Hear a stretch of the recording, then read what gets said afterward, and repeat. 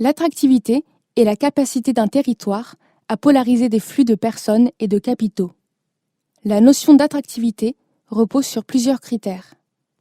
Elle résulte souvent de stratégies mises en œuvre par les acteurs publics.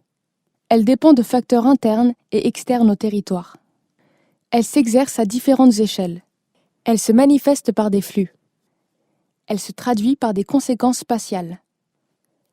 Les acteurs publics sont les États et les collectivités territoriales, par exemple les communes, les départements, les régions. Ils mettent en œuvre et financent des stratégies destinées à développer les facteurs d'attractivité. Il faut distinguer les facteurs internes au territoire. Les atouts de la localisation, par exemple l'accessibilité par les transports, la diversité des activités économiques, la qualification de la main-d'œuvre et les offres de formation, la recherche et l'innovation.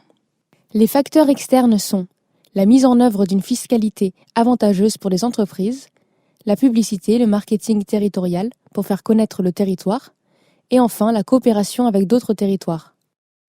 La conjugaison de ces facteurs renforce l'attractivité qui peut s'exercer à différentes échelles.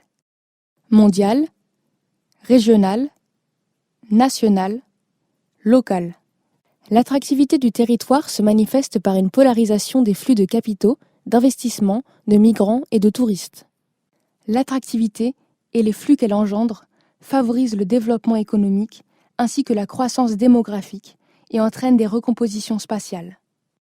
Une hiérarchisation des territoires en fonction de leur capacité à polariser les flux et donc un accroissement des inégalités entre les territoires avec une marginalisation des territoires les moins attractifs. Un renforcement de la métropolisation, c'est-à-dire de la concentration des populations, des activités et des investissements dans les métropoles. L'attractivité se traduit également par un rayonnement, c'est-à-dire une influence économique, culturelle, politique, comme le montre l'exemple de Paris avec le défilé Chanel haute couture automne-hiver 2017-2018 au Grand Palais.